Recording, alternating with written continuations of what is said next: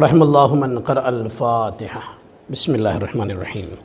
الحمد للہ رب العالمین الرحمن ایاک نعبد و ایاک نستعین اهدنا الصراط المستقیم صراط الذین انعمت علیہم غیر المغضوب علیہم ولا الضالین۔ صلوات علی محمد و آل محمد۔ اللہم صل علی محمد و آل محمد۔ لا حول ولا قوة الا باللہ العلی العظیم۔ اعوذ باللہ من الشیطان الرجیم۔ بسم اللہ الرحمن الرحیم۔ الحمد للہ رب العالمین۔ حسبنا اللہ ونعم الوکیل، نعم المولا ونعم النصیر۔ والصلاة والسلام والتحیۃ والاکرام علی اشرف الانبیاء والمرسلین، سیدنا و مولانا حبیب الہ العالمین ابی القاسم محمد۔ اللہم صلی علی محمد وآل محمد۔ والصلاة والسلام والتحیۃ والاکرام علی اہل بیتہ الطیبین الطاہرین المعصومین المظلومین، سیما بقیۃ اللہ فی الارضین روحی و ارواح العالمین لتراب مقدمہ الفدا۔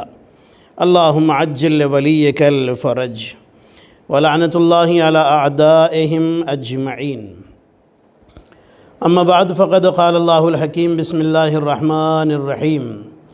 وجعلنا منهم ائمة يهدون بأمرنا لما صبروا وكانوا بآياتنا يوقنون۔ صلوات پڑھیں محمد اور آل محمد پر۔ اللہم صلی علی محمد و آل محمد۔ قرآن مجید کی اس آیہ شریفہ کی روشنی میں ہماری جو گفتگو ہے اس کا عنوان ہے امامت اور ہدایت۔ امامت ہمارے اصول دین میں ہے، امامت ہمارے بنیادی عقائد میں ہے۔ قرآن مجید میں اللہ ارشاد فرما رہا ہے کہ ہم نے ان لوگوں میں جن کو امام بنایا ہے وہ ہمارے حکم سے ہدایت کرتے ہیں۔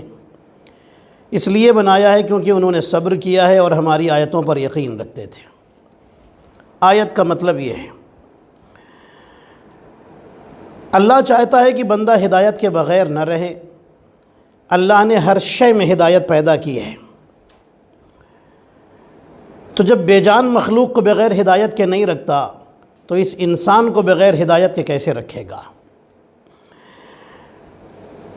ہدایت کون کون کرنے والا ہے یہ بھی اللہ نے قرآن میں بتایا۔ سب سے پہلا ہدایت کرنے والا خود اللہ، وَيَهْدِي بِهِ مَن يَشَاءُ، جس کی چاہتا ہے وہ ہدایت کرتا ہے۔ سب سے پہلا ہدایت کرنے والا اللہ۔ دوسرا، إِنَّ أَوَّلَ بَيْتٍ وُضِعَ لِلنَّاسِ لَلَّذِي بِبَكَّةَ مُبَارَكًا وَهُدًى لِّلْعَالَمِينَ۔ اللہ فرما رہا ہے یہ کعبہ ہدایت کرتا ہے عالمین کی، تو دوسرا ہدایت کرنے والا کعبہ۔ تیسرے ہمارے نبی جن کے بارے میں اللہ نے قرآن میں فرمایا ہے کہ نبی بگڑے ہوئے نفسوں کو سدھارنے کے لیے آئے ہیں، ہدایت کرنے کے لیے آئے ہیں۔ رسول اللہ ہدایت کرنے والے۔ چوتھا، اللہ نے قرآن کے لیے فرمایا کہ یہ قرآن تمام اقوام عالم کی ہدایت کے لیے آیا ہے۔ تو ہدایت کرنے والے کتنے بتائے گئے؟ سب سے پہلے اللہ، خانہ کعبہ، رسول اللہ اور قرآن حکیم، یہ چار ہیں ہدایت کرنے والے جو انسان کی ہدایت کے لیے ہیں۔ تو عزیزان محترم، اللہ ہدایت کرنے والا، قرآن ہدایت کرنے والا، کعبہ ہدایت کرنے والا، رسول ہدایت کرنے والے، تو اب اگر رسول چلے جائیں تو کون ہدایت کرے؟ اسی لیے ایسا انتظام کیا گیا کہ ایسی ذاتوں کا انتظام کیا گیا جنہیں امام کہا جاتا ہے، اور ایسے کا انتظام کیا گیا جس کا رشتہ ان چاروں سے ہے۔ اللہ سے بھی رشتہ ہے، کعبے سے بھی رشتہ ہے، قرآن سے بھی رشتہ ہے، رسول اللہ سے بھی رشتہ ہے۔ اللہ سے کیا رشتہ ہے؟ اللہ سے رشتہ یہ ہے کہ اللہ کی طرف سے آ رہا ہے۔ کعبے سے کیا رشتہ ہے؟ کعبے کے اندر پیدا ہو رہا ہے۔ قرآن سے کیا رشتہ ہے؟ کہ قرآن پڑھتا ہوا آ رہا ہے۔ رسول سے کیا رشتہ ہے؟ رسول کے ہاتھوں پر آ رہا ہے۔ صلوات پڑھیں محمد اور آل محمد پر۔ اللہم صلی علی محمد و آل محمد۔ ہدایت کرنے والا اب وہ ہوگا نبی کے بعد، ظاہر ہے کچھ بولتے ہوئے چاہیے نا جو ہدایت کریں، سامنے رہ کر کے ہدایت کریں۔ کعبہ بول کر تو ہدایت نہیں کرے گا۔ قرآن خاموش قرآن ہے تو کوئی ایسا ہونا چاہیے نا جو قرآن ناطق ہو، جیسے رسول قرآن ناطق تھے۔ اب جملہ سنیے، 40 سال کے بعد اسلام پھیلانے کا حکم آیا نبی کو۔ میں نے عرض کیا میرے اللہ یہ 40 سال پہلے کیوں نہیں؟ 40 سال کا انتظار کیوں؟ 40 سال جب ہو گئے تب تو نے قرآن اتارنا شروع کیا، تو اللہ نے آواز دی، میں اپنے محمد سے کہہ چکا ہوں، اے میرے محمد پہلے قرآن بن کر کے دکھا دو، پھر قرآن پڑھ کر سنا دو۔ قرآن پہلے بن کر کے دکھا دو۔ ہمارے نبی کا کتنا اچھا اخلاق تھا۔ آج ہم جس شہید کا ماتم کرنے کے لیے یہاں پر آپ جمع ہوئے ہیں اور آپ سن رہے ہیں، جس شہید کی شہادت آپ کی خدمت میں انشاءاللہ بیان کی جائے گی، انہیں حضرت قاسم ابن حسن کہا جاتا ہے۔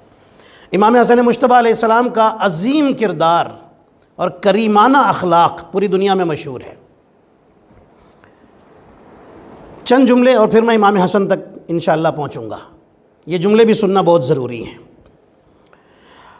عزیزان محترم، اخلاق اگر انسان کا نہ ہو، ہمارے نبی فرماتے ہیں جس انسان کا اخلاق اچھا نہیں ہے، نہ وہ اللہ کا ہے نہ وہ ہمارا ہے۔ پھر فرماتے ہیں قیامت میں وہ شخص مجھ سے قریب رہے گا کہ جس کا اخلاق دنیا میں اچھا ہوگا۔ جب نبی سے قریب ہوگا تو پھر عذاب کس بات کا، پھر حساب و کتاب کس بات کا، جب وہ رحمت للعالمین کے ساتھ ہوگا۔ تو اخلاق اچھا کرنا بہت ضروری ہے۔ ایک استاد تھا، اس نے اپنے کلاس میں بچوں سے ایک سوال کیا، کہنے لگا یہ بتاؤ کہ کیا تم میں سے کوئی ایسا ہے کہ جس کو کسی سے نفرت ہو اور کسی سے دشمنی ہو؟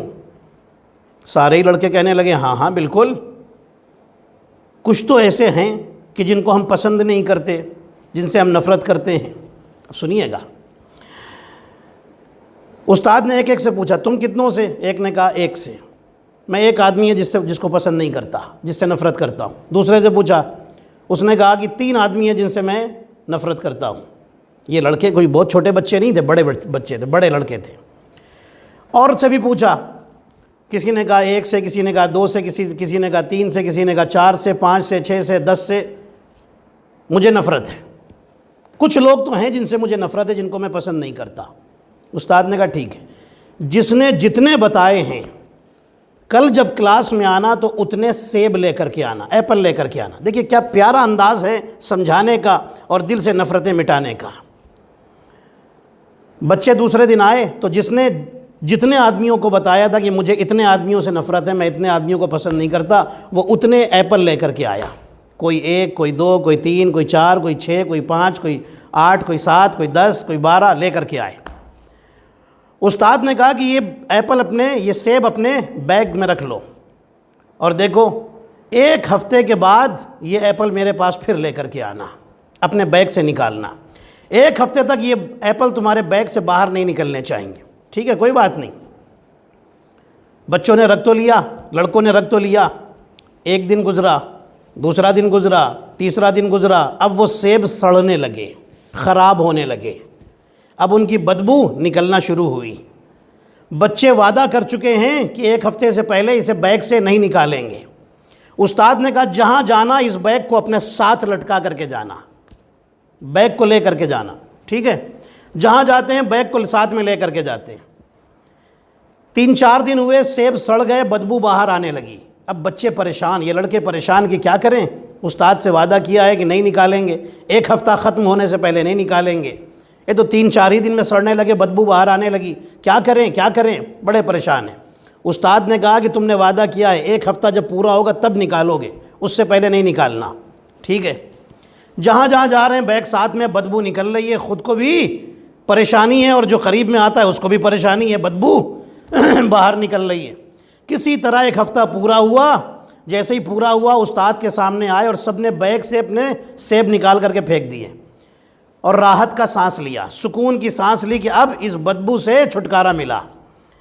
استاد نے کہا سنو، مجھے کوئی شوق نہیں تھا کہ میں تم سے کہتا کہ تم اپنے بیگ میں ان پھلوں کو لے کر کے گھومو، ان فروٹس کو لے کر کے گھومو، بھلے یہ سڑ جائیں تب بھی لے کر کے گھومو اور اس کی بدبو کے ساتھ گھومتے رہو۔ میں تم کو بتانا یہ چاہتا تھا کہ جب تم اس بدبو کے ساتھ تھوڑی دیر نہیں رہ سکتے تو جو تم کسی سے نفرت کرتے ہو، دشمنی کرتے ہو، کسی سے حسد کرتے ہو، کسی کو پسند نہیں کرتے، تم اس کی بدبو کو لے کر کے اپنے دل میں کس طرح سے زندہ رہتے ہو۔ صلوات پڑھے محمد اور آل محمد پر، اللہم صلی علی محمد۔ استاد نے کہا کہ اپنے دل سے نفرتوں کی بدبو نکالو، حسد کی بدبو نکالو، اللہ تمہارے دلوں میں محبت کی خوشبو عطا کر دے گا۔ غور کیا آپ نے؟ اخلاق संवारने کا یہ بہترین طریقہ ہے. آپ اپنے بچوں کو اسی طریقے سے سمجھائیں. اگر وہ کسی کو پسند نہیں کرتے اور اگر خود انسان پسند نہیں کرتا تو وہ بھی سوچ لے کہ کس طریقے سے نفرتوں کی بدبو اپنے دل میں رہ کر کے وہ جی رہا ہے. اسے باہر نکال دے, نفرتیں نکال دے, محبتیں پیدا کرے آپس. حسین کا پیغام ہی یہی ہے کربلا میں. حسین نے 72 کو ساتھ میں لا کر کے بتایا تھا, دیکھو یہ 72 ہیں, ان کے نظریے 72 نہیں ہیں. ایک آدمی ایک شخص کے پاس گیا, ایک عالم کے پاس, اور کہنے لگا مولانا یہ بتائیے کہ مرد اور عورت کے بارے میں آپ کا کیا نظریہ ہے, ان کی کیا عزت ہے. مولانا نے بتایا کہ دیکھو قرآن میں اللہ نے فرمایا ہے کہ مرد ہو یا عورت جو بھی اچھا کام کرے اللہ اسے مومن بنا دیتا ہے اور پاک زندگی عطا کرتا ہے. کہنے لگے یہ تو قرآن کی بات ہے, آپ مجھے آسان طریقے سے سمجھائیے. مولانا اس کو لے کر کے آئے ایک کلاس میں, جہاں پر ایک کلاس بنا ہوا تھا, کلاس روم میں, وہاں پر ایک بلیک بورڈ لگا ہوا تھا. مولانا نے سب سے پہلے لکھا ایک. اب سنیے گا کیا پیاری اگزامپل میں آپ کو دے رہا ہوں, اخلاق کتنا ضروری ہے. ایک لکھا اور کہا سنو, جس انسان کا چاہے مرد ہو یا عورت اخلاق اچھا ہو میں اسے 1 نمبر دیتا ہوں. پھر کہا سنو, اگر اس کا چہرہ بھی خوبصورت ہو تو اس 1 کے بازو میں 1 0 لگاتا ہوں, یعنی اس کو 10 نمبر ملیں گے. پھر کہا سنو, اگر اس کے پاس اخلاق بھی اچھا ہو, صورت بھی اچھی ہو اور دولت بھی ہو تو 1 0 اور لگا دو, اس کو 100 نمبر ملیں گے. پھر کہا سنو, اگر اس کا اخلاق بھی اچھا ہو, صورت بھی اچھی ہو, دولت بھی ہو اور اچھا خاندان ہو, مشہور خاندان, رائل فیملی ہو, فیملی بیک گراؤنڈ بہت اچھا ہو تو 1 0 اور لگا دو, اس کو 1000 نمبر ملیں گے. کیوں؟ اس لیے کہ اخلاق بھی اچھا ہے, صورت بھی اچھی ہے, دولت بھی ہے اور فیملی بیک گراؤنڈ بھی بہت اچھا ہے. 1000 نمبر کا یہ حقدار ہے, اس کو 1000 نمبر ملیں گے. وہ آدمی, وہ نوجوان بڑا خوش ہوا, بڑی اچھی بات آپ نے کہی, بہت اچھا سمجھایا. جب وہ جانے لگا تو مولانا نے کہا واپس آؤ, میں تمہیں ایک بات اور سمجھانا چاہتا ہوں. یہ تو اس کا ہے جس کا اخلاق اچھا ہو, اخلاق اچھا ہو. میں نے پہلا نمبر کس کو دیا, کس بات پر دیا تھا کہ اس کا اخلاق اچھا ہو. سنو, اگر اخلاق نہ ہو تو یہ 1 نمبر ہٹ جاتا ہے, پھر 0 0 0 ہی بچتے ہیں. یعنی اگر اخلاق نہ ہو تو پھر صورت بھی ہو تو 0 ہے, اگر اخلاق نہ ہو تو دولت بھی ہو تب بھی 0 ہے, اگر اخلاق نہ ہو تو فیملی بیک گراؤنڈ جتنا بھی اچھا ہو انسان 0 تو ہو سکتا ہے. نہ اللہ کی نظر میں عزت دار ہو سکتا ہے, نہ اہل بیت کی نظر میں عزت دار ہو سکتا ہے. صلوات پڑھے محمد اور آل محمد پر, اللہم صلی علی محمد وآلہ. یہ ایک اگر ہٹ جائے, یعنی اخلاق اگر ہٹ جائے, اخلاق نہ ہو دولت کسی کام کی نہیں. جس انسان کا اخلاق اچھا نہ ہو وہ جنت میں جا ہی نہیں سکتا. کر لے جتنی عبادتیں, جتنی چاہے عبادتیں کر ڈالے, جنت کا حقدار نہیں ہو سکتا. انسان کے ذہن میں غرور ہے, دل میں حسد ہے, نفرتیں ہیں, کیسے جنتی بنے گا؟ اس لیے کہ یہ چیزیں ہیں رجس, یہ چیزیں ہیں نجاست, اور نجاست طاہر جگہ پر, پاک جگہ پر جا ہی نہیں سکتی. اب سنیے گا, ایک اور بہت بڑے عالم دین تھے, ان کے پاس ایک شخص آیا اور کہنے لگا مولانا یہ بتائیے اللہ نے نماز کیوں رکھی؟ انہوں نے اس کو بہت سارے ریزن بتائے, اس لیے رکھی, اس لیے رکھی, اس لیے رکھی. انہوں نے بتایا کہ اللہ نے نماز اس لیے بھی رکھی ہے کیونکہ نماز میں ہے سجدہ, اور سجدہ کرنے سے انسان کا غرور نکل جاتا ہے, گھمنڈ نکل جاتا ہے. کہنے لگا کیسے, آپ مجھے سمجھائیے, مثال دے کر سمجھائیے کیسے غرور نکل جاتا ہے. مولانا صاحب نے کہا جاؤ ایک بوتل لے کر کے آؤ. وہ گیا, ایک بوتل لے کر کے آیا. مولانا صاحب نے کہا اس میں پانی بھرو, اس نے پانی بھرا. مولانا صاحب نے زمین سے تھوڑا کچرا اٹھایا اور اس میں ڈال دیا. کہنے لگا یہ کیا کیا؟ مولانا کہتے ہیں میں تم کو یہی تو سمجھانا چاہتا ہوں, اس کچرے کو اگر نکالنا ہے اور اس بوتل میں صاف پانی بھرنا ہے تو کیا کرو گے؟ کہنے لگا بوتل کو جھکاؤں گا, جیسے جیسے جھکاؤں گا یہ کچرا بوتل سے نکلنا شروع ہو جائے گا, یہ باہر چلا جائے گا. مولانا نے کہا کہ کب یہ کچرا پورا نکلے گا؟ کہنے لگا جب پورا الٹ دوں گا, جب پورا اسے جھکا دوں گا تو سارا کچرا باہر نکل جائے گا, ساری گندگی باہر نکل جائے گی. مولانا نے کہا اسی لیے تو اللہ نے سجدہ رکھا ہے کہ جب تم اس سر کو زمین کے اوپر پورا جھکا دیتے ہو اور سجدے میں چلے جاتے ہو, دماغ سے غرور بھی نکل جاتا ہے, ساری برائیاں بھی نکل جاتی ہیں. صلوات پڑھے محمد اور آل محمد پر, اللہم صلی علی محمد. دل سے انسان سجدہ کرے، سچی نیت سے سجدہ کرے، اللہ قرآن تو خود کہہ رہا ہے ان الصلاۃ تنہی عن الفحشاء والمنکر، یہ نماز انسان کو گناہوں سے بچا لیتی ہے۔ آپ نے غور فرمایا انسان کا اخلاق، یہ نماز رکھی اسی لیے گئی، ہر چیز میں ایک لاجک ہے اللہ کی، ایک مصلحت ہے، ایک ریزن ہے۔ جہاں نماز کے بہت سارے ریزنز ہیں، وہاں پر ایک ریزن یہ بھی ہے کہ یہ انسان کے اخلاق کو اچھا بناتی ہے۔ انسان کا اخلاق بہترین ہونا چاہیے، اچھا ہونا چاہیے، تبھی تو انسان جنتی بنے گا۔ آپ دیکھیے کمال ہے اہل بیت طاہر علیہ السلام کا، اللہ نے اسی لیے ایسے 14 معصوم بھیجے کہ ان کا اخلاق دیکھو کتنا عظیم اخلاق ہے ان کا، اور دعا کرو اللہ سے میرے اللہ ان کے اخلاق کی ایک جھلک مجھے عطا کر دے، بس اتنا ہی مل جائے تو انسان کی زندگی سنور جائے گی۔ ان کے گھر کے کم سن شہزادوں کو دیکھیے، جب جنگ خیبر فتح ہو گئی، اب سنیے گا یہاں سے فضائل اور یہ اخلاق میں ساتھ میں لے کے چلوں گا۔ جب جنگ خیبر فتح ہو گئی، جانتے جنگ خیبر ہوئی ہے یہودیوں سے، یہودی بڑے پیسے والے تھے، بڑے مالدار تھے، مسلمانوں کی حالت خراب تھی، فائنینشلی ٹوٹ چکے تھے، اکنومیکلی ٹوٹ چکے تھے، مالی طور پر بالکل اقتصادی طور پر ٹوٹے ہوئے لوگ تھے مسلمان، کلمہ پڑھتے جا رہے تھے، دوسرے لوگ ان سے بائیکاٹ کر رہے تھے، ان کے ساتھ کوئی بزنس نہ کرے، یہ نہ کرے، ٹریڈنگ نہ کرے، کچھ نہ کرے، تو بیچارے ٹوٹ گئے تھے مسلمان، غریبی میں آ گئے تھے۔ جب جنگ خیبر ہوئی اس کے بعد لوگوں کے پاس دولت آ گئی۔ جنگ کا ایک پرنسپل تھا، ایک اصول تھا، اصول یہ تھا کہ جو سب سے زیادہ بہادری سے جنگ کرتا تھا اور جو جنگ جتاتا تھا اس کو سب سے زیادہ مال غنیمت دیا جاتا تھا۔ مال غنیمت یعنی جنگ میں جو چیزیں چھوڑ کر کے دشمن بھاگ گئے ہیں، چھوڑ کر گئے، اسے کہتے تھے مال غنیمت۔ اور بہت اس زمانے کا ایک ٹریڈیشن تھا کہ لوگ اپنے ساتھ سونا دولت یہ سب لے کر کے تب آتے تھے اور ایک جگہ پر رکھ کر کے پھر جنگ شروع کرتے تھے۔ جو چیزیں چھوڑ کر چلے جاتے تھے وہ بن جاتا تھا مال غنیمت اور اسے بانٹ دیا جاتا تھا، لشکر اسلام میں بانٹ دیا جاتا تھا۔ جنگ خیبر جب فتح ہوئی، یہودیوں کے ساتھ جنگ ہوئی، مالدار لوگ تھے، پیسے والے لوگ تھے، جنگ ہوئی، جیتے۔ کس کی بدولت جیتے؟ علی کی بدولت جیتے۔ روایتوں میں لکھا ہے کہ جتنا سب کو ملا تھا رسول اللہ نے سب سے زیادہ علی کو دیا، اور جو علی کو ملا، علی جب لے کر خیبر سے مدینہ کی طرف چلے، توجہ رکھیے گا، جتنے بھی غریب فقیر ملتے گئے علی سب کو بانٹتے چلے گئے، بانٹتے چلے گئے، اور مدینے میں آئے تب بھی بڑی دولت تھی، سب بانٹ دی، تقسیم کر دی، توجہ رکھیے گا، تقسیم کر دی علی نے، بانٹ دی علی نے۔ روایتوں میں لکھا ہے کہ خیبر کے بعد لوگ امیر بن گئے، دولت آ گئی لوگوں کے پاس۔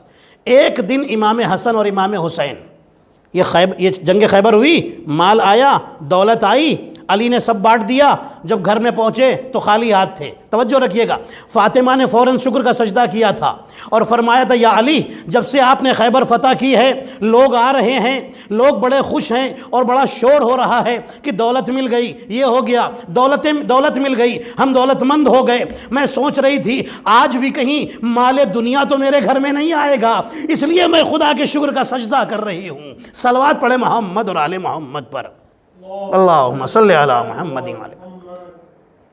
کچھ دن گزرے تھے، امام حسن امام حسین علیہ السلام، اب سنیے جو میں آپ کو اخلاق بتا رہا ہوں اہل بیت کے گھرانے کا کتنا عظیم اخلاق ہے۔ امام حسن اور امام حسین کم سن ہیں، مدینے کے ایک راستے سے گزر رہے ہیں، کچھ بچے وہاں پر کھڑے تھے جو نئے لباس میں تھے، اچھی طریقے سے، پہلے غریب تھے، خیبر کے بعد دولت آئی، مالدار بن کر کے اچھے کپڑوں میں کھڑے تھے۔ یہ بچے امام حسن امام حسین کو پہچانتے نہیں پہچانتے تھے۔ انہوں نے دیکھا اور کہا تم بھی مدینے کے ہو؟ امام حسن امام حسین نے فرمایا ہاں ہم بھی مدینے کے ہیں۔ کہنے لگے کہ دیکھو ہمارے پاس تو دولت آ گئی، اچھے لباس آ گئے۔ امام حسن نے پوچھا کہ یہ بتاؤ یہ دولت کہاں سے آئی؟ کہنے لگے کہ حیدر نام کا ایک بہادر تھا جس نے ایسا جہاد کیا کہ جس کی وجہ سے خیبر فتح ہو گئی، اور انہوں نے جب ان کو مال غنیمت ملا تو انہوں نے مدینے میں بانٹا، اور ہمارے گھر میں بھی اتنی دولت آئی جو انہوں نے بانٹی تھی کہ اب ہمارے دن بدل گئے۔ توجہ رکھیے گا، ہمارے دن بدل گئے۔ بہت خوبصورت جملہ آپ کو سنا رہا ہوں. ہمارے دن بدل گئے، ہمارے گھر میں دولت آ گئی، ہماری زندگی اچھی ہو گئی، ہمارے بدن پر اچھے کپڑے آ گئے. امام حسن امام حسین دونوں ایک دوسرے کو دیکھ کر مسکراتے ہیں اور بس یہ بچے آگے بڑھ جاتے ہیں. عزیزان محترم، میں ہاتھوں کو جوڑوں گا اور کہوں گا مولا حسن، مولا حسین، آپ ان بچوں سے کیوں نہیں بتاتے کہ تم جس حیدر کی دولت پر فخر کر رہے ہو، ہم انہی کے تو بچے ہیں، ہم انہی کے تو بیٹے ہیں، ہم انہی کے تو شہزادے ہیں. امام حسن امام حسین جواب دیں گے، یاد رکھو ہم خاندان اہل بیت سے ہیں، ہم احسان کر کے جتایا نہیں کرتے، ہم اپنی تعریفیں نہیں کیا کرتے، اس لیے کہ اللہ نے پہلے ہی وعدہ کر لیا ہے کہ اے اہل بیت آپ اچھے کام کرتے چلے جائیے، تعریف ہم کرتے چلے جائیں گے. آپ انگوٹھی دیں گے، قرآن کی آیت ہم اتاریں گے، اس قرآن کی آیت کو مسلمان قیامت تک پڑھتا رہے گا، جب پڑھے گا آپ کی تعریف ہوتی رہے گی. آپ چادر میں آئیں گے، تطہیر کی آیت ہم اتاریں گے، آپ رسول کے بستر پر سوئیں گے، خطروں میں سوئیں گے، آیت ہم اتاریں گے. آپ روٹیاں دیں گے، سخاوت کی آیت ہم اتاریں گے. اے اہل بیت کام آپ کرتے جائیے، تعریف ہم کرتے چلے جائیں گے. یا علی، صلوات پڑھ لیں عظمت محمد اور آل محمد پر. اللہم صلی علی محمد و آل. یہ اہل بیت کی شان ہے عزیزان محترم. انہیں کوئی ضرورت نہیں ہے کہ وہ کبھی احسان نہیں جتاتے. ہم نے تمہیں یہ دیا، ہمارے بابا کی وجہ سے آج تمہارے دن پلٹ گئے، غریبی سے امیری میں آ گئے. نہیں، وہ جو بھی کام کرتے ہیں اللہ کے لیے کرتے ہیں، للہ رب العالمین.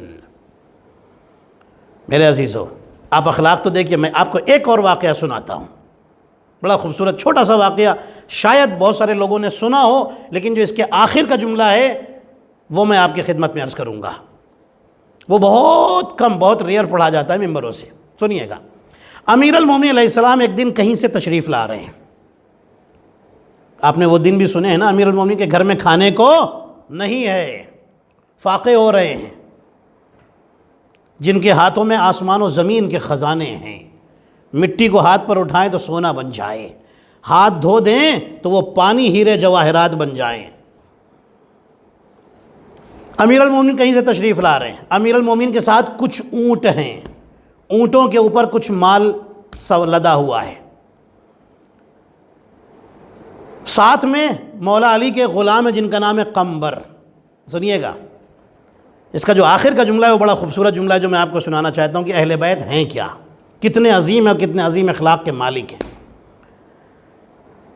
ایک اونٹ کی رسی دوسرے اونٹ سے بندھی ہوئی ہے، چلے آ رہے ہیں مولا علی، ساتھ میں غلام ہے جن کا نام ہے قمبر.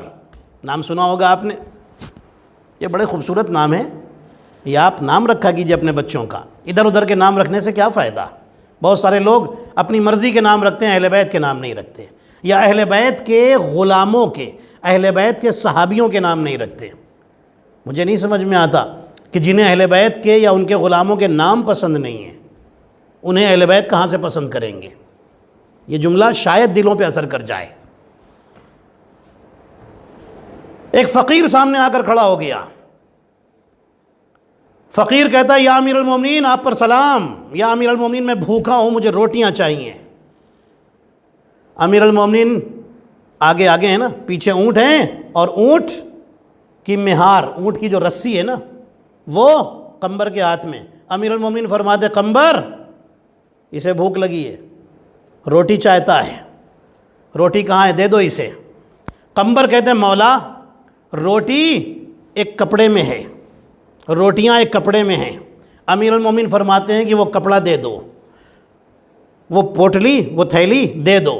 کہا مولا وہ کپڑے کی چھوٹی سی گٹھری جس میں روٹیاں بند ہیں، وہ کپڑے کی گٹھری جس میں روٹیاں بند ہیں، وہ ان اونٹوں پر جو لدی ہوئی بڑی گٹھریاں ہیں ان کے اندر ہیں. امیر المومنین فرماتے ہیں وہ گٹھریاں دے دو، سب دے دو. کہا مولا وہ تو اونٹ پر ہیں. علی فرماتے ہیں سارے اونٹ دے دو. اللہ اکبر، سارے اونٹ اس کے حوالے کر دو، دے دو اسے. جیسے ہی علی نے فرمایا سارے اونٹ دے دو، قمبر نے رسی چھوڑی اور دور کھڑے ہو گئے. مولا علی فرماتے قمبر کیا ہوا، یہ دور کیوں کھڑے ہو گئے؟ کہنے لگے مولا آج بھی آپ کا دریائے سخاوت جوش میں ہے، دریائے سخاوت آپ کا کرم پورے جوش میں ہے، مجھے ڈر لگا کہ آپ نے ایک روٹی مانگی تھی، روٹیاں مانگی تھیں، آپ نے پورے اونٹ اس کے حوالے کر دیے، میں اسی لیے دور چلا گیا کہ کہیں آپ ان اونٹوں کے ساتھ مجھے بھی اس کے حوالے نہ کر دیں، اس لیے میں دور چلا گیا۔ علی فرماتے ہیں تو کیا فرق پڑتا ہے، تم بھی چلے جاتے۔ قمبر کہتے ہیں مولا آپ کو فرق نہیں پڑتا لیکن مجھے ضرور پڑتا ہے۔ علی مسکرا کے فرماتے ہیں قمبر تمہیں کیا فرق پڑتا ہے اگر تم اس کے ساتھ چلے جاتے؟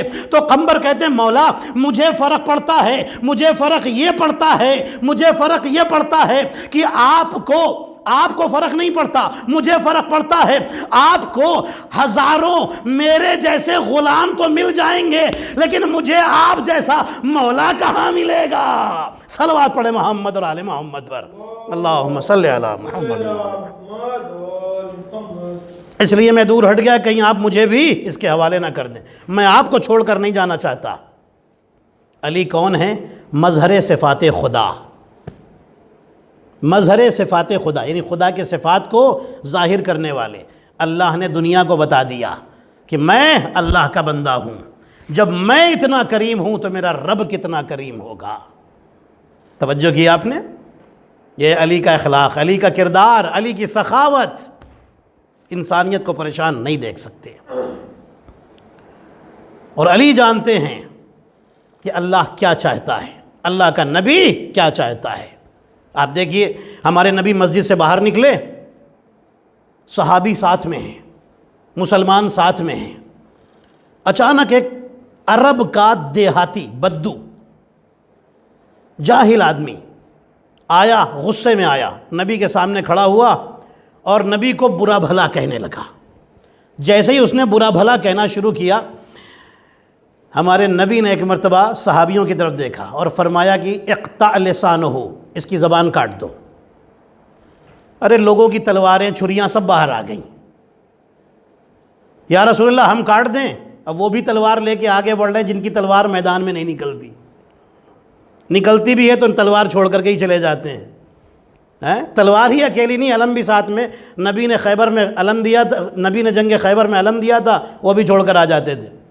ان کی تلواریں یہاں نکل رہی ہیں اکیلے آدمی کے سامنے۔ یا رسول اللہ ہم کاٹ دیں؟ رسول فرماتے ہیں آپ اپنی تلوار واپس رکھیے۔ دوسرے آدمی چھری لے کر کے آگے بڑھے، خنجر لے کر بڑھے، یا رسول اللہ میں کاٹ دوں اس کی زبان؟ رسول نے کیا فرمایا؟ اس کی زبان کاٹ دو، میں کاٹ دوں؟ اچھا، اتنے عظیم اخلاق کے نبی، اتنے عظیم خلق کے مالک، کردار کے مالک، اتنے رحیم و کریم نبی، رحمت للعالمین نبی، آپ سوچئے کیا نبی چاہتے ہیں کہ اس کی زبان ابھی چھری سے کاٹ دی جائے؟ نبی کے سامنے گستاخی کر رہا ہے، نبی کے اوپر تو عورت کوڑا پھینکتی تھی، نبی نے کبھی نہیں کہا جا کے اسے مار دو، آج اس کے لیے فرما رہے ہیں کہ اس کی زبان کاٹ دو۔ نبی نے سب کی چھریاں تلواریں سب کی واپس رکھوا دیں۔ اب حیران، یا رسول اللہ آپ ہی تو کہہ رہے ہیں کہ زبان کاٹ دیں، اور پھر آپ کہہ رہے ہیں نہیں چھری نہیں چلنی، تلواریں نہیں چلنی۔ رسول اللہ نے مسکرا کے مولا علی کی طرف دیکھا، فرمایا علی تم اس کی زبان کاٹ دو۔ علی سے زیادہ کس کی تلوار چمکتی تھی میدان میں؟ علی کے پاس کہاں سے تلوار آئی تھی؟ اللہ کی طرف سے آئی تھی، جسے ذوالفقار کہتے ہیں۔ نہ علی جیسا کوئی جوان ہے، نہ علی جیسی کسی کی تلوار ہے جیسی علی کی تلوار ہے۔ توجہ رکھیے گا، مولا علی آگے بڑھے، تلوار نہیں نکالی، ذوالفقار نہیں نکالی، آگے بڑھے، اس عرب کے بدو دیہاتی اور گستاخی کرنے والے کا ہاتھ پکڑا اور لے کر اپنے گھر آ گئے۔ رسول یہاں پر مسلمانوں کے ساتھ کھڑے ہوئے ہیں، سب کو روکا ہوا ہے، رک جاؤ، دیکھو ابھی علی اس کی زبان کیسے کاٹ کر کے آتے ہیں۔ علی اس کو اپنے گھر لائے، علی نے اپنے ہاتھ سے اس کے سر سے، اس کے چہرے سے غبار، خاک، دھول، مٹی صاف کی، پانی لا کر اس کے ہاتھ منہ دھلائے، کھانا کھلایا، اب بٹھا کر کے رسول کی صفات اور رسول کا اخلاق بتانا شروع کیا، رسول کا عظیم کیریکٹر بتانا شروع کیا۔ جب اس کو پتہ چلا تو یہ رونے لگا، کہنے لگا مجھے کچھ پتہ ہی نہیں تھا، اس لیے تو میں دشمن بنا ہوا تھا، میں رسول کا دشمن بنا ہوا تھا، میں کلمہ پڑھنا چاہتا ہوں۔ علی نے اس کا ہاتھ واپس پکڑا، فرماتے اٹھو، جس کے سامنے گستاخی کی تھی انہی کے سامنے چل کر کے کلمہ پڑھو، انہی کے سامنے کلمہ پڑھو۔ کہنے لگا ٹھیک ہے چلیے۔ اب جب یہ چلا ہے تو رسول کی تعریف کرتا ہوا چلا ہے، تعریف کرتا ہوا چلا ہے، تعریف کرتا ہوا چلا ہے۔ غور فرمایا آپ نے، رسول نے دور سے ہی دیکھا اور کہا مسلمانوں سے وہ دیکھو آ رہا ہے، دیکھو کہیں سے خون نکل رہا ہے۔ مسلمانوں نے کہا کہیں سے خون نہیں نکل رہا ہے، زبان کیسے کٹی ہوگی؟ اب جب لوگوں نے دیکھا تو کیا دیکھا؟ جو برائی کرتا ہوا گیا تھا وہی تعریف کرتا ہوا واپس آ رہا ہے۔ جب لے کر کے علی آئے تو کہنے لگا مجھے کلمہ پڑھائیے، میری خطاؤں کو معاف کر دیجئے۔ نبی نے معاف کر دیا اور مسلمانوں سے بتایا میں نے کہا تھا زبان کاٹ دو، اس کا مطلب یہ نہیں تھا کہ برے کو مار دو، میرا مطلب یہ تھا برائی کو ختم کر دو۔ صلوات پڑھے محمد اور آل محمد پر، صلی علی محمد و آل محمد۔ اس کی زبان پر جو برائی ہے اس برائی کو ہٹا دو، اس برائی کو ختم کر دو۔ یہ مقصد نہیں تھا کہ اسی کو کاٹ دو، زبان کاٹ دو، اسے مار دو۔ میرے عزیزو، یہ نبی نے تو سب کے سامنے کہا تھا زبان کاٹ دو، پھر اس کے بعد خاص کر کے علی سے کیوں کہا کہ تم کاٹو؟ کیونکہ علی رسول جانتے ہیں کہ رسول کا مزاج سوائے علی کے اور کوئی پہچاننے والا نہیں ہے۔ اسی لیے تو کہا تھا لحم کا لحمی یا علی، تمہارا خون میرا خون ہے، تمہارا گوشت میرا گوشت ہے۔ اللہ اکبر، تمہارا گوشت میرا گوشت ہے، تمہارا خون میرا خون ہے، تمہاری محبت میری محبت ہے، تمہاری عداوت میری عداوت ہے۔ جو تم سے محبت کرے وہ محمد کا بھی ہوگا، اللہ کا بھی ہوگا۔ جو تم سے دشمنی کرے نہ وہ محمد کا ہوگا نہ وہ اللہ کا ہوگا۔ صلوات پڑھے محمد اور آل محمد پر، صلی علی محمد۔ غور فرمایا آپ نے، یہ کردار ہے اہل بیت کا، اتنا پاک اور اتنا عظیم کردار ہے۔ یہی کردار امام حسن علیہ السلام میں نظر آتا ہے۔ آپ نے سنا ہے نا، جب ایک شخص آ کر کے برا بھلا کہہ رہا تھا، امام نے کس طریقے سے اس کی برائی کو ختم کیا تھا۔ پیسے دے کر کے اسے بھیجا گیا تھا کہ جاؤ جا کر کے حسن کو برا کہنا، اور بنی ہاشم کے جوان ساتھ میں تھے امام حسن کے، جلال آ گیا تھا سب کو۔ امام حسن علیہ السلام نے سب کو روکا تھا اور اس کے بعد اس سے فرمایا تھا بھائی مسافر لگتا ہے، اگر کوئی جگہ تیرے ٹھہرنے کی نہیں تو میرا گھر حاضر ہے، بھوکا ہے تو کھانا حاضر ہے، پیاسا ہے تو پانی حاضر ہے، اگر تجھے سفر کا خرچ چاہیے تو سفر کا خرچہ حاضر ہے۔ آگے بڑھا، ہاتھوں کو چوما اور ایک جملہ کہا اللہ اعلم حیث یجعل رسالتہ، اللہ بہتر جانتا ہے اپنی رسالت کو کہاں اتارے گا۔ صلوات پڑھے محمد اور آل محمد پر، اللہم صلی علی محمد و آل محمد۔ یہ ہے امام حسن علیہ السلام۔ اب سنیے گا، مولا علی کے پاس معاویہ نے ایک آدمی بھیجا۔ یہ آدمی بھی ایسے ہی نہیں بھیجا، روم کا، یورپ کا جو بادشاہ تھا قیصر روم، اس نے کچھ کوشچن بھیجے تھے معاویہ کے پاس کہ اگر تم کہتے ہو کہ تم خلیفہ مسلمین ہو تو میرے ان سوالوں کا جواب لکھ کر کے بھیجو۔ سوال آئے، ظاہر سی بات ہے حاکم شام کے بس کا ہے ان سوالوں کا جواب دینا۔ اس نے اپنے ایک آدمی کو تیار کیا اور وہ کوشچن دیے، سوالات دیے، اور کہا جاؤ جا کر کے علی ہی اس کا ان سوالوں کے جواب دے سکتے ہیں اور کوئی نہیں۔ وہ آدمی آیا مولا امیر المومنین کی خدمت میں، کہنے لگا یا علی میں آپ کے شہر کا ہوں اور آپ کا شیعہ ہوں، کچھ سوال لے کر آیا ہوں۔ جھوٹ بول رہا ہے علی کے سامنے۔ امیر المومنین فرماتے نہ تو میرا شیعہ ہے نہ میرے شہر کا ہے، تجھے معاویہ نے بھیجا ہے، تو شام کا رہنے والا ہے۔ اللہ جانے اس آدمی کو کیا ہو گیا تھا، یا ہو سکتا ہے صفین والی بات حاکم شام نے اس کو بتائی نہیں تھی۔ صفین میں جب مولا علی نے فرمایا تھا کہ اے مالک اشتر تمہاری تلوار اٹھتی ہے تو جو سامنے آئے اسے قتل کر دیتی ہے۔ علی کی ذوالفقار وہ ہے کہ جو پہلے 70 نسلوں میں تلاش کرتی ہے، اگر کوئی ایک مومن بھی اس کی نسل میں پیدا ہونے والا ہے تو اس دشمن کو بھی یہ تلوار چھوڑ دیتی ہے، اس ایک مومن کی وجہ سے جو 70 جنریشن میں 70 نسلوں میں بھی پیدا ہونے والا ہے تو اس کی وجہ سے اس دشمن کو چھوڑ دیتی ہے۔ تو میں کہوں گا اے شام کے رہنے والے، تجھے پتہ نہیں، تجھے بتایا نہیں گیا علی کی تو تلوار وہ ہے، تو علی کے سامنے کہہ رہا ہے کہ علی میں آپ کا شیعہ ہوں، آپ کے شہر کا ہوں، کیا علی تجھے نہیں پہچانتے؟ ارے ارے جس کی تلوار نسلیں پہچان لیتی ہو اس کی نگاہیں تجھے کیوں نہیں پہچان پائیں گی؟ صلوات پڑھے محمد اور آل محمد پر۔ اللہم صلی علی محمد و آل محمد۔ امیر المومنین نے اس کے بارے میں بھی بتا دیا، اس کے آنے کا مقصد بھی بتا دیا۔ فرمایا تو سوال لے کر آیا ہے نا، یہ میرا بیٹا حسن ہے، ان سے پوچھ لے۔ وہ آیا مولا حسن کے خدمت میں، آپ ہی بتا دیجئے۔ امام حسن فرماتے ہیں مجھے تو سوال نہ بتا، میں تیرے سوال بھی بتاؤں گا، ان کے جواب بھی بتاؤں گا۔ کسی نے بڑا اچھا کہا تھا نا، بہت اچھی بات کہی تھی، شریعتوں کا مکمل نصاب لیتا جا، ضعیف ڈھونڈ کے لا اور شباب لیتا جا، غلام زادہ نہیں، غلام زادہ مطلب غلام کا بیٹا، غلام زادہ نہیں، میں امام زادہ ہوں، سوال ذہن میں رکھ اور جواب لیتا جا۔ صلوات پڑھے محمد اور آل محمد پر۔ اللہم صلی علی محمد و آل محمد۔ امام حسن علیہ السلام فرماتے ہیں کہ جو تو سوال لے کر آیا ہے نا، وہ روم کے بادشاہ نے پوچھے تھے معاویہ سے۔ اور سن، پہلا سوال یہ، میں صرف 2 ہی باتیں، پوری ڈیٹیل نہیں بیان کروں گا کیونکہ مجھے آگے جانا ہے۔ امام حسن علیہ السلام فرماتے ہیں سوال یہ ہے، اس نے سوال کیا ہے کہ پوری دنیا کا بیچ کی جگہ، پوری دنیا کے بیچ کی جگہ کون سی ہے؟ سینٹر پوائنٹ پوری دنیا کا کہاں پر ہے؟ کہنے لگا ہاں پہلا سوال تو یہی لکھا ہے۔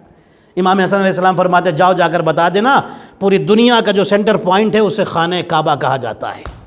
پوری دنیا کے جو بیچوں بیچ میں جو جگہ ہے اس جگہ پر خانہ کعبہ ہے، اور وہ خانہ کعبہ کی جگہ ہے۔ کہنے لگا ٹھیک ہے، اس نے فوراً جواب لکھ لیا۔ دوسرا سوال، وہ کون سی زمین ہے جس کے اوپر ایک مرتبہ سورج کی روشنی پڑی، اس کے بعد پھر نہیں پڑی؟ اب دیکھیں کوئی بتا سکتا ہے بھلا؟ امام حسن علیہ السلام نے فوراً جواب دیا، فرماتے ہیں سن، اس سوال کا جواب یہ ہے، وہ کون سی زمین ہے جس کے اوپر سورج کی روشنی بس ایک بار پڑی، صرف ایک دن پڑی، ایک دن، پھر کبھی اس پر سورج کی روشنی نہ اس سے پہلے نہ اس کے بعد؟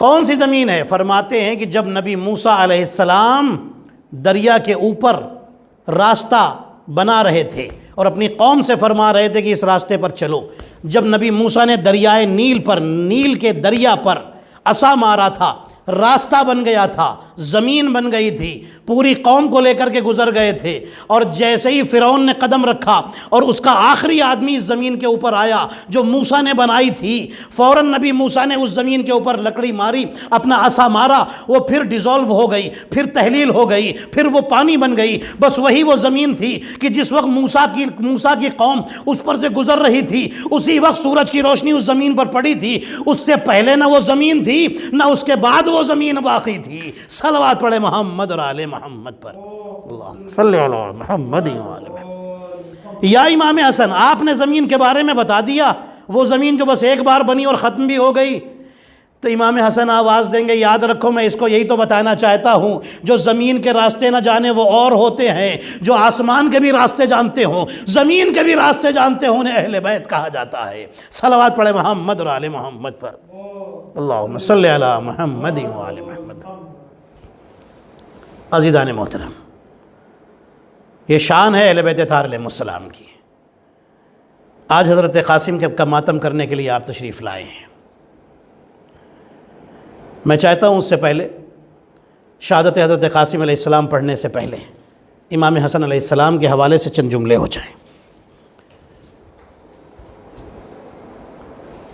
کتنی مصیبتیں اٹھائی ہیں امام حسن مجتبیٰ علیہ السلام نے۔ بصرے میں امام حسن پہنچے ہیں، ایک خیمہ لگا کر کے وہاں نماز پڑھ رہے ہیں، چاہنے والے بھی ہیں۔ حاکم شام یعنی یزید کے باپ کی طرف سے کچھ لوگ بھیجے گئے کہ حسن کا مصلی کھینچ لینا۔ امام حسن علیہ السلام کا مصلی نماز کی حالت میں کھینچ لیا گیا، امام زمین پر گر پڑے۔ اور روایتوں میں یہ ہے کہ امام جب مسجد سے نکل رہے تھے، ایک آدمی کو بھیجا گیا کہ تم اندھے بن کر کے جاؤ اور ایک لکڑی لے کر کے جاؤ جس کے نیچے لوہا لگا ہو، اس لوہے میں زہر ہو، حسن کے پیر میں چبھو دینا تاکہ یہ زہر پیر کے راستے سے جسم میں پھیل جائے اور حسن کی شہادت ہو جائے۔ یہ سارے کام وہی تو کر رہا ہے جو یزید کا باپ ہے۔ امام حسن علیہ السلام کچھ دن تک اس زہر کی وجہ سے بیمار رہے۔ اس آدمی کو حضرت عباس علیہ السلام نے وہیں پر قتل کر دیا تھا، لیکن امام حسن علیہ السلام اس درد کی شدت سے تڑپتے رہے، اور ایک منزل وہ آئی کہ جب زہر دے کر کے امام حسن علیہ السلام کو شہید کیا گیا۔ جب جودہ بنت اشس ملونہ نے امام حسن علیہ السلام کو زہر دیا ہے، امام کے جگر کے ٹکڑے کٹ کٹ کے منہ سے باہر نکلنے لگے۔ ہاں، عزادارو روایتوں میں لکھا ہے کہ ام فروا، بی بی ام فروا، حضرت قاسم کی والدہ، یہ آئیں اور آنے کے بعد جیسے ہی قریب آئیں تو کیا دیکھا، جودہ بنت اشس جا چکی تھی۔ اخلاق تو دیکھیے امام حسن کا، جب اس نے پانی میں زہر ملایا، جو پانی امام حسن کے سرہانے رہا کرتا تھا، امام حسن نے وہ پانی پیا ہے اور اس کا زہر پھیلنے لگا اور امام درد سے تڑپنے لگے، تو وہ قریب کھڑی ہوئی ہنس رہی تھی، مسکرا رہی تھی۔ امام حسن نے فرمایا کہ اے جودہ بنت اشس، جلدی چلی جا، ابھی جب میرے بھائی حسین کو پتہ چلے گا، عباس کو پتہ چلے گا تو وہ تجھے سزا دیں گے، اس سے پہلے کہ وہ تجھے سزا دے تو چلی جا۔ کتنے کریم امام ہیں، آپ اخلاق تو دیکھیے، دشمن کو کس طرح سے معاف کرتے ہیں۔ ہاں عزیزان محترم، جو دشمنوں پر اتنے کریم، جو دشمنوں کے لیے جن کا کرم ہو، وہ اپنے چاہنے والوں پر کتنے کریم ہوں گے۔ چلی گئی، ام فروا آ گئیں، امام کی آواز بلند ہوئی، امام کے درد سے تڑپنے کی آواز بلند ہوئی، بی بی ام فروا آ گئیں، جلدی سے قریب آئی تو کیا دیکھا کہ امام خون کی الٹیاں ہو رہی ہیں امام کی۔ جلدی سے ایک تشت لے کر کے آئی، سامنے رکھا، امام کے جگر کے ٹکڑے کٹ کٹ کے باہر آنے لگے۔ عزادارو آواز دی، امام نے فرماتے ہیں کہ میرے حسین کو بلاؤ۔ جلدی سے امام حسین علیہ السلام کو بلایا گیا، امام کے سارے بھائی آ گئے۔ عزادارو روایتیں بتاتی ہیں کہ امام حسن کا آخری وقت تھا، امام نے فرمایا اے قاسم، جاؤ جا کر اپنی پھوپھی زینب کو بلا لاؤ۔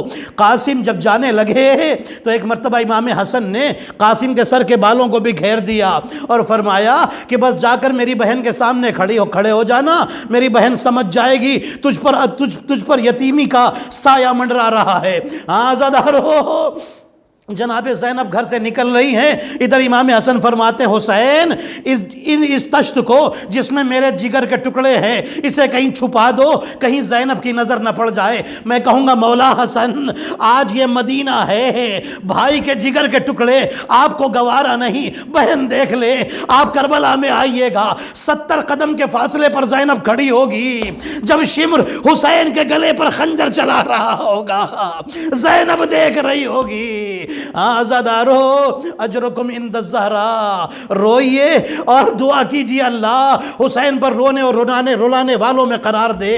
عزادارو امام صادق نے فرمایا تھا نا کہ جو آنکھیں حسین کے غم میں روتی ہیں انہیں قیامت میں رونا نہیں پڑے گا، وہ قیامت میں رونے سے محفوظ رہیں گی۔ اس لیے جب غم حسین ہو، غم اہل بیت ہو، غم آل محمد ہو تو ضرور رویا کیجیے۔ عزادارو روایتیں بتاتی ہے کہ جب حسن کا جنازہ نکلا اور دشمنوں نے تیر چلائے اور جب جنازہ واپس گھر میں لایا گیا، جنازہ رکھا گیا، گھر کے آنگن میں رکھا گیا، کچھ تیر زینب نے نکالے، کچھ تیر ام کلثوم نے نکالے، کچھ تیر حسین نے نکالے۔ ہاں عزادارو حسین نے سر کو اٹھایا اور دیکھا سب تو ہیں لیکن عباس نظر نہیں آتے۔ ہاں عزادارو حسین نے سوال کیا میرا عباس نظر کیوں نہیں آتا؟ فضا آئی تو کیا دیکھا، گھر کے باہر دیوار سے ٹیک لگا کر عباس سر جھکائے بیٹھے رو رہے ہیں۔ ہاں عزادارو فضا نے آواز دی عباس یہاں کیا کر رہے ہیں؟ آپ کے بھائی حسن کا جنازہ گھر کے آنگن میں رکھا ہوا ہے۔ جناب عباس کہتے ہیں اما فضا، میں کس منہ سے شہزادی زینب کے سامنے جاؤں؟ ارے میں زندہ رہا، مولا حسن کے جنازے پر تیر مارے گئے۔ عزادارو حسن کے جگر کے ٹکڑے ہوئے تھے نا کربلا میں، حسن کا بیٹا ہے قاسم کے بدن کے ٹکڑے ہوئے۔ عزادارو کس طریقے سے کہ گھوڑے دوڑائے گئے۔ عزادارو سنیے گا، میں آپ کو جناب قاسم کے مصائب سے پہلے ایک جملہ سنانا چاہتا ہوں۔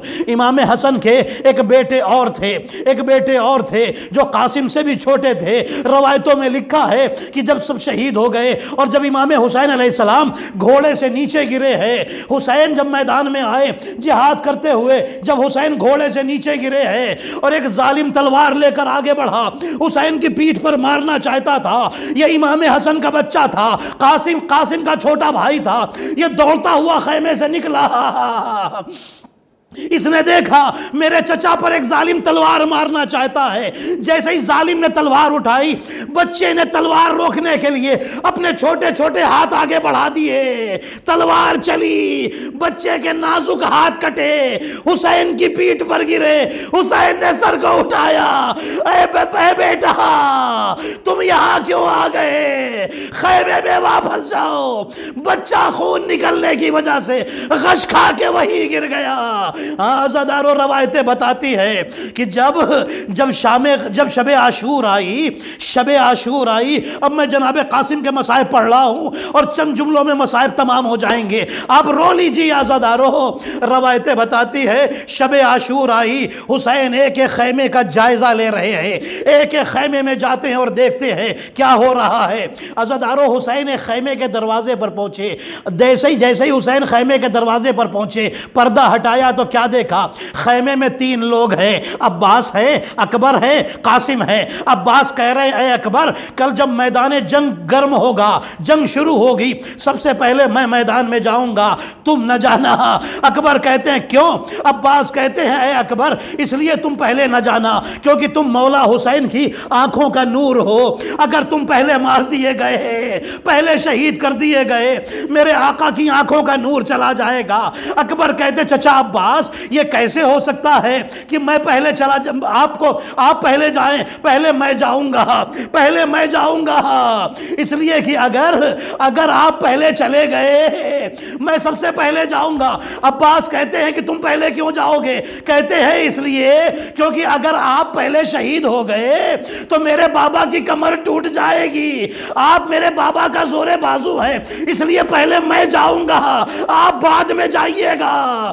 بس ایک مرتبہ قاسم نے جملہ کہا چچا عباس، بھیا علی اکبر، نہ پہلے آپ جائیں گے، اے چچا عباس آپ اگر پہلے چلے گئے تو چچا حسین کی کمر ٹوٹ جائے گی، اے بھیا اکبر اگر پہلے آپ چلے گئے تو چچا حسین کی آنکھوں کا نور چلا جائے گا، پہلے میں جاؤں گا، میں تو یتیم ہوں، میرے جانے سے کسی کا کچھ نہیں ہوگا۔ عزادارو حسین نے جملہ سنا، حسین دوڑ کر آگے بڑھے، قاسم کو سینے سے لگایا، میرے لال یہ کیا کہہ رہے ہو؟ ابھی حسین زندہ ہے، خود کو یتیم نہ سمجھو، خود کو یتیم نہ سمجھو۔ آزادارو اجرکم عند الزہرا، روایتیں بتاتی ہے کہ عاشور کا دن آیا، قربانیوں کا وقت شروع ہوا۔ روایتیں بتاتی ہے کہ ایک مرتبہ ام فروا کہتی ہے اے قاسم تم ابھی تک تم گئے کیوں نہیں؟ قاسم کہتے ہیں اماں میں جتنی بار بھی چچا حسین کے پاس گیا ہوں انہوں نے مجھے جانے سے منع کر دیا، میدان میں جانے سے روک دیا ہے، میں کیسے ان سے اجازت لوں؟ عزادارو ام فروا نے ایک مرتبہ چادر اوڑھی اور مولا حسین کی خدمت میں آئی اور ایک جملہ کا مولا کیا بیوہ کا ہدیہ قبول نہیں کرتے؟ ارے حسین تڑپ گئے، اے ام فروا ایسا نہ کہیے، یہ قاسم میرے مرحوم بھائی کی نشانی ہے۔ عزادارو اجازت اب بھی نہ ملی، قاسم خیمے کے پیچھے آئے اور سر جھکا کر بیٹھ گئے۔ اچانک قاسم کا ہاتھ اپنے بازو پر ہاتھ آیا تو تعویذ نظر آیا، جلدی سے تعویذ کو باہر نکالا، تعویذ کو کھولا، ماں کے پاس آئے اور خوشی خوشی آئے اماں اب تو مجھے اجازت ملے گی، مجھے بابا کا تعویذ مل گیا ہے، مجھے بابا کا تعویذ نظر آ گیا ہے۔ عزادارو ام فروا اپنے بیٹے کو لے کر کے آئی، جیسے ہی آگے بڑھی حسین کے قریب آئی، حسین کو خط دیا، حسین نے خط پڑھا، بھائی کا خط تھا، بھائی حسین میں کربلا میں نہ رہوں گا، قاسم کو میری طرف سے قربان کر دینا۔ عزادارو روایتیں بتاتی ہیں جتنے بھی لوگ میدان میں گئے، جس نے بھی اجازت مانگی حسین نے اجازت دے دی، لیکن جب قاسم اجازت مانگ رہے تھے حسین نے قاسم کو گلے سے لگایا، اتنا روئے کہ دونوں چچا بھتیجے غش کھا کے زمین پر گر پڑے۔ غش کھا کر زمین پر گر پڑے۔ عزادارو پھر اس کے بعد قاسم کو گھوڑے پر سوار کرایا گیا۔ 13 سال کے قاسم ہے، گھوڑے پر سوار کرایا گیا۔ جیسے ہی قاسم چلے ہیں نا، لشکر یزید کا ایک سپاہی کہتا ہے کہ جب قاسم آ رہے تھے میں نے قاسم کو دیکھا تو ایسا لگا کہ 14ویں کا چاند چل کر مقتل میں آ رہا ہے۔ میں سوچ رہا تھا جسے دشمن 14ویں کا چاند کہتا ہو، اس بچے کو اس کی ماں کیا کہتی ہوگی۔ آزادارو قاسم آئے، جہاد شروع ہوا۔ ایک مرتبہ دشمنوں نے گھیرا، قاسم پر حملہ شروع کیا، قاسم زخمی ہو کر گرے۔ اب تک جتنے لوگ بھی گھوڑے سے نیچے گرے تھے سب نے حسین کو آواز دی تھی، مولا مدد کو آئیے، مولا مدد کو آئیے، مولا مدد کو آئیے۔ عزادارو اکیلے قاسم تھے، جب گھوڑے سے گرے اتنے ماں کے لاڈلے تھے کہ رو کر ایک جملہ کہا، اماں میں گر گیا، اماں میں گر گیا۔